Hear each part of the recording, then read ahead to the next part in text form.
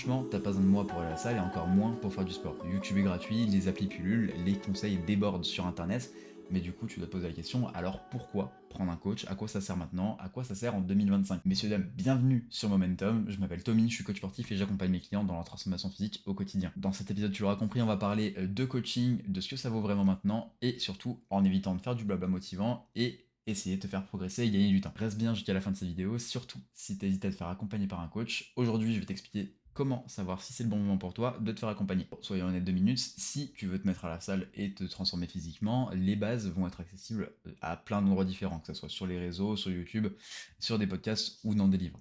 Si tu es motivé et discipliné, tu vas pouvoir déjà aller loin seul. Tu n'auras pas besoin de te faire accompagner, mais en tout cas, tu vas avoir un bon élan de départ pour progresser. Tu le sais, Internet est une mine d'or, que ce soit, comme je le disais, sur des vidéos spécialisées. On a beaucoup de chaînes fitness en France. En écoutant des podcasts comme celui-ci, ou même en t'achetant un livre. Tu peux aussi te faire un plan d'entraînement avec ChatGPT, tu vas voir, tu auras des bonnes bases, mais le problème, c'est que tu peux aussi avoir affaire à des informations qui sont pas top top, ou du moins un petit peu datées. Mais attention, il va falloir que tu fasses la différence entre savoir et faire. Il y a un monde entre les deux, tu peux connaître les informations, mais pas les appliquer du tout à la salle.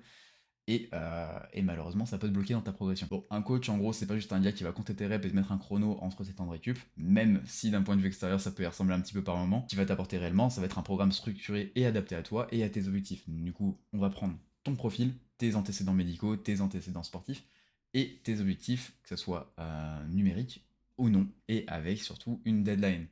Le but, c'est de t'emmener d'un point A à un point B, et on va t'y emmener de manière la plus logique avec la méthodologie qui sera adaptée. Il va pouvoir t'apporter un regard qui va être extérieur et surtout très objectif, que ce soit sur la technique, en t'apportant des petits conseils pour améliorer tes mouvements et le recrutement de tes muscles, sur ta posture et sur ta fatigue. Donc dans l'idée, tu arrives en séance de sport, t'es complètement éclaté parce que t'as travaillé de nuit ou alors t'as fait une soirée la veille, ton coach va pouvoir adapter ta séance niveau intensité au niveau que tu es capable de procurer aujourd'hui. Troisième point, ça va être t'apporter la motivation dont tu as besoin quand on a plus. Que ce soit des moments où tu doutes un petit peu sur tes résultats parce que tu trouves que ça va pas assez vite, des moments où tu as juste un petit peu la flemme d'aller à la salle, ton coach sera là pour te pousser un petit peu derrière et t'emmener vers ton objectif. Il va pouvoir également t'aider à ajuster ton programme en temps réel selon tes progrès, et ce pour t'éviter des phases de plateau, parce que souvent les pratiquants, quand ils sont tout seuls, ils ont tendance à rester sur une même ligne, une même lancée, et répéter les mêmes choses pendant des semaines et des semaines, sans progression. Et évidemment, il va pouvoir t'apporter une stratégie sur le long terme en te créant un programme qui va être vraiment cadré,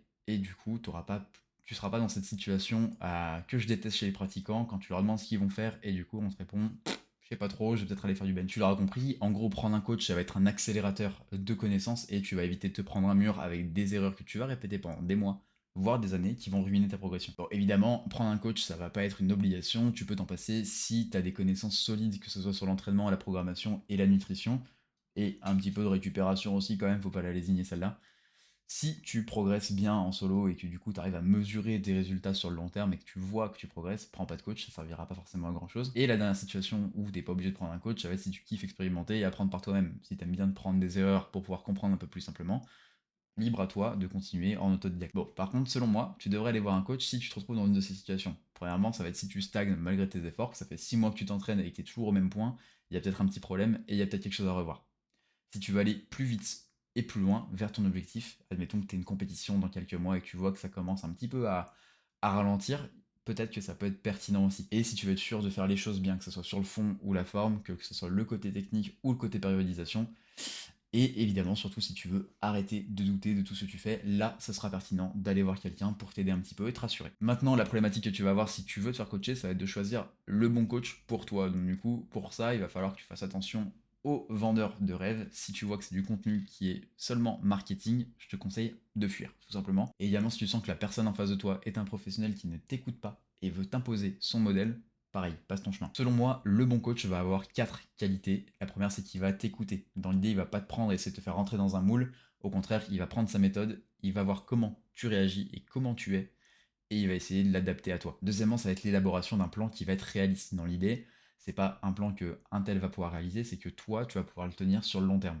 Donc que ça soit sur le nombre de séances, sur les exercices qui vont être choisis, ou tout simplement sur la difficulté qui va être mise dedans. Le troisième point, ça va être qui va t'aider à progresser sans te blesser. Le but, c'est pas de te foutre des exercices faramineux avec une intensité de fou où tu vas enchaîner les tendinites, les entorses, les déchirures pectorales dans ton entraînement. Le but, ça va être vraiment que tu puisses le tenir, encore une fois, sur le long terme, sans te bousiller la santé. Évidemment, le quatrième point, ça va être qui veut ton autonomie. Le but, c'est de vous apprendre des choses et que vous puissiez vous débrouiller sans nous derrière. Le but, ça va pas être de vous tenir la main et de vous faire croire qu'on est indispensable à votre bonne pratique. Le but, c'est vraiment d'apprendre des choses, inculquer des valeurs, partager des connaissances pour que tu puisses aller faire ton bout de chemin tout seul après. Bon, pour résumer cet épisode, tu n'as pas besoin de coach, sauf si tu veux éviter des erreurs, gagner du temps et surtout aller plus loin.